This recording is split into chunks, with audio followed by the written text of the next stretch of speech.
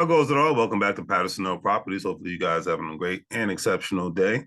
Before I go further, remember do the great three free things: like, share, and subscribe. Also, do not forget Patterson Properties. We wholesale properties via tax sales, tax liens, and we do wholesaling real estate in the old-fashioned way, all at the same time as well. So, contact us. Our information is in the description, whether you're on Facebook or whether you are on YouTube. All right. So greatly appreciate it. And if you're a stock market investor, crypto investor, individual retirement account investor, or a person who likes to buy into REITs, real estate trust, then don't forget to sign up with WEBULL, Stash, Acorns, Crypto.com, Coinbase, and all that great stuff. And you have the opportunity to make some money when you sign up, and you'll be able to make money moves by utilizing those platforms. So check them out. All right, now, and before I go forward, thank you guys for the Venmos, donations, and the Cash Apps and the PayPal donations. It's always greatly appreciated. I always like to get stuff out of the way early so I don't forget. All right, so the question is out here in the world today, are working people basically being priced out of the market for good? That's the question of all time. And when I say the market, I'm obviously saying the real estate market. There's various opinions on this, but especially in a lot of the major cities where most working people used to reside at in bigger numbers compared to today, most working people reside in crowded suburbs in today's world, and most of the well-to-do or the very, very, very, very, very poor reside in major cities nowadays. Barely a middle class left in mostly any major, as far as any major city limits within the United States of America, regardless of in the West Coast, East Coast, Midwest, and middle or down south. That's just where we're at as a country right now. We live in a time where the average cost of a home in the United States of America is at $380,000. All right. And in most major cities across the United States of America, such as New York City, Los Angeles, California, Miami, Florida, Atlanta, Georgia, working class people have been priced out possibly for good, unfortunately. The average cost of homes in major cities across San Francisco, California, Los Angeles, California, Miami, Florida, San Diego, California, and New York City ranges from $650,000 up to $3 million, from $650,000 to $3 million. Other major cities like Metro Atlanta, Nashville, Tennessee, Chicago, Illinois, Newark, New Jersey, Washington, D.C., Denver, Colorado, Portland, or Seattle, Washington are not far behind. I mean, heck, in markets like Newark and Seattle and Portland and Denver and DC, it's just normal for any property from a one bedroom starting at $500,000, at $500,000 to $600,000. A lot being $1 million. I mean, up to $1 million and whatnot. It's gotten that crazy, And I'm from the DMV area. Grew up right outside of Washington D.C., and it's the prices in the city like that is just overpriced. And outside of the history of DC in today's world, this is nothing special about Washington DC. I haven't had the pleasure of really going to Denver, Colorado, but I know it's a beautiful city. But the prices there are just outrageous and gotten to almost the same levels of Southern California.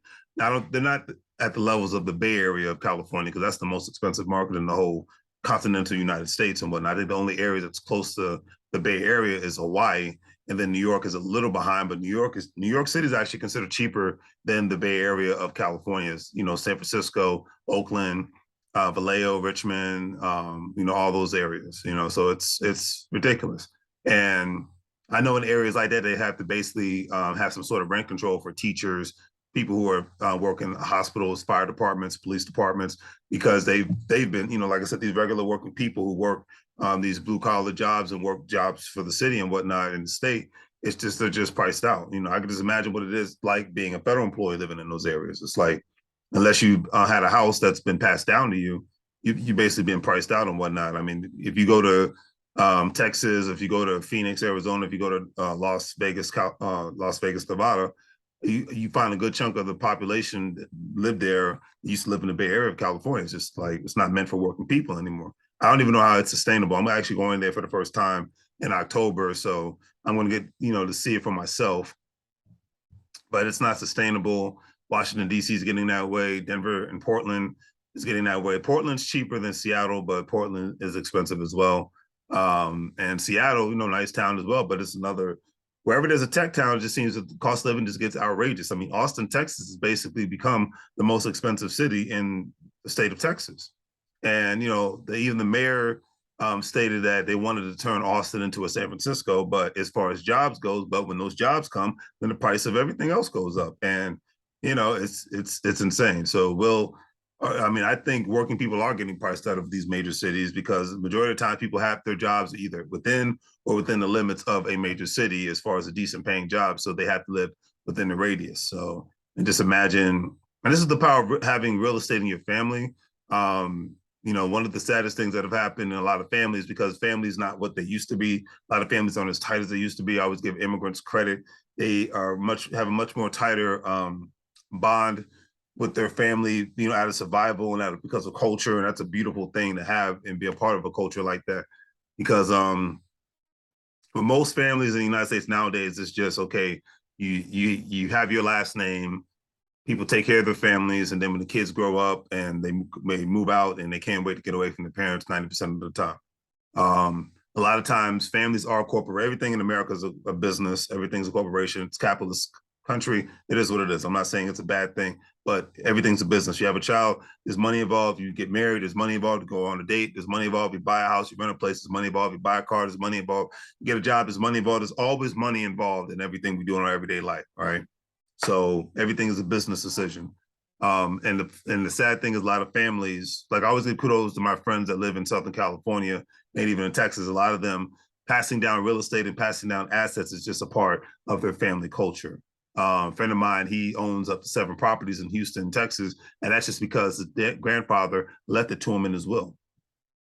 So he's living in one of the properties and he's renting the other properties out. And he went from the job that he hates now actually working a job that he loves, giving back to the kids.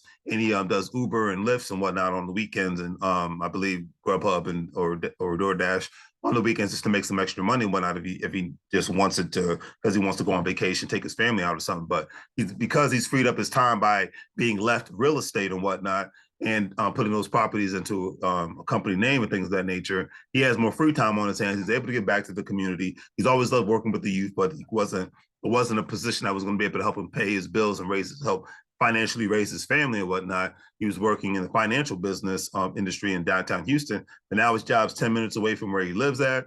He's in the city where he grew up because people are getting priced out of Houston, Texas as well.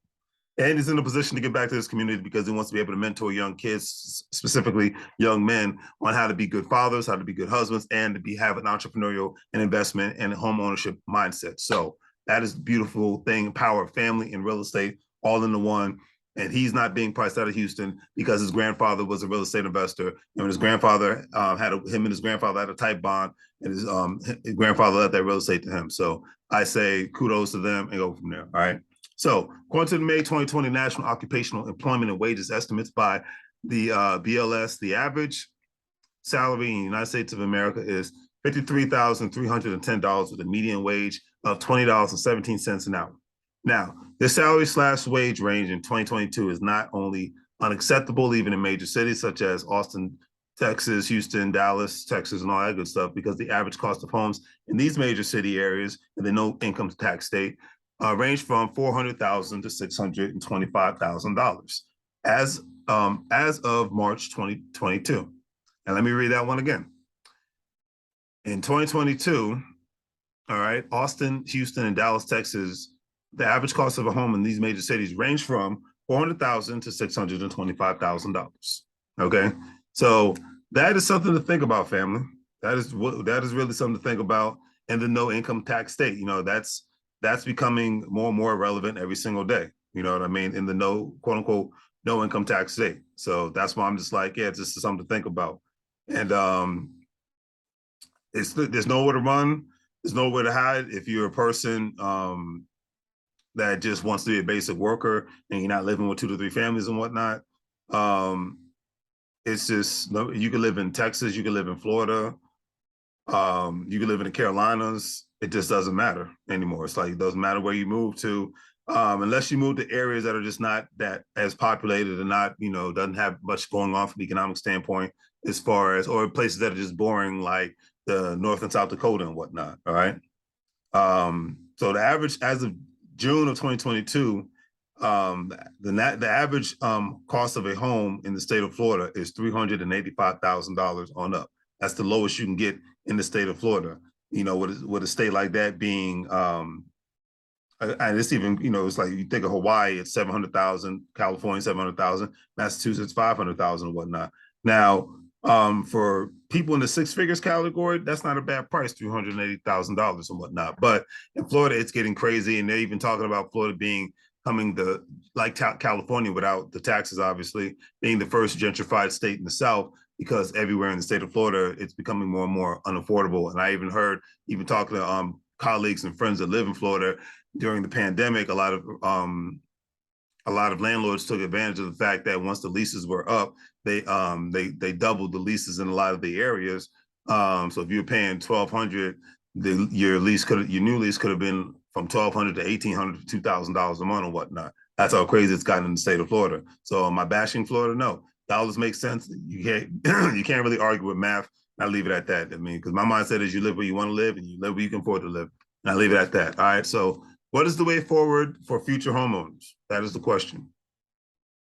I can sum all this up for working people, not rich people, because they know what to do with money. Working people and definitely working families. Collaboration over competition. One's last name should not mean more than just having a family and talking about barbecues and what happened back in the day and how cute the kids are. Is there anything wrong with doing that? Absolutely not. But family needs to be more than that. Just like immigrants look at family outside of that category. They put all that in there. They take the kids to their activities. They take selfies with them and all that great stuff. They do a great job of being fathers and mothers and all that great stuff. But it needs to be more about going to family barbecues and having picnics and reunions and birthday parties. All right, that's the basic stuff. People have been doing this stuff before there were running water and there was electricity. So that's why I was like, I don't really get that much credit because you're supposed to do what you're supposed to do when you have a family. If families take on mantras of the World War II generation and newly arrived United States of American immigrants, then life may be a little bit harder. But financially, more Americans will become economic unstoppable powerhouse and maybe put in a position where they can own not just one house, but multiple houses. Lots of immigrant families in the United States of America have gone to 2 to 3 families living in one home. And by sharing all these utilities, mortgages, rents, et cetera, amongst one another, makes it easier to purchase a multitude of real estate, cars, businesses, and loans in various family member names. All right, that's the thing. Not just utilizing your own credit, but utilizing other family members' credit all at the same time. But obviously, you got to plan, got to make sure your people are disciplined. And, and obviously, hopefully you can trust them. That's another thing, all at the same time. But in most major metropolitan areas of the United States of America, the possibility of most households becoming 4 to 8 income households could become normal in order for Americans to become homeowners, or in certain instances to even survive, and to be able to build significant savings, boost one's credit, and to build wealth. Now, will most Americans adopt this sort of lifestyle and mindset? Most likely no, but the next 10 years, this may be the only way forward for a good portion, not all, but a good portion of working Americans to become homeowners and to start any sort of brick and mortar businesses. That's just how the way I look at it, because it's more and more dangerous. You live in a time frame where if you're not talking, if families are not operating as corporations, in regards to having, when you have family meetings, you don't just talk about what Jimmy and Sarah didn't do, but you're teaching them how to become investors and homeowners and business owners, and not just respectable young adults and whatnot. It is the responsibility of every working adult, teenager to on up to adults and whatnot, to learn the basics of home ownership, to learn the basics of stocks, bonds, cryptocurrency, learn the basics of life insurance, individual retirement accounts known as IRAs, learn the basics of owning a business on any level, just the one-on-one aspects. That's the beauty of living in the information age. That is the beauty of having YouTube and all these other freaking platforms out here, and not spending so much time scrolling on social media platforms, because that gets old real quickly. And the older I get, the less time I want to be on these platforms, because they're not really doing anything to enhance my real estate business, my Shopify store, and the relationships with people that have the same mindset, So that, to me, is one of the best way forwards at the end of the day, because I see it being practiced all the time. Does that mean everybody's going to be a business owner? No, but everybody can become a homeowner with the right discipline, with the right economy, obviously, with the right housing market, and with the right family members and friends and whatnot. Being around people who are about, because that's the thing. It's like, life is like high school. A lot of old colleague of mine, not a friend, but a colleague, stated we don't evolve past high school. And I agree with that in so many ways. People are very cliquish, but it's best to be cliquish with people who are about their business and about uplifting one another, and not just be cliquish with people where you got stuff in common and you can only talk about sports and movies and things like that and your kids and whatnot. To be able to talk about things that are going to be able to move you forward. It's nice to have those commonalities. That's cool. But be able to talk about these things that are going to be able to move you forward all at the same time. So on that note, family, do the great thing, free things. Like, share, and subscribe. Have a great day. And as I always say, make money moves or you're going to live, bro, like a fool. Take care.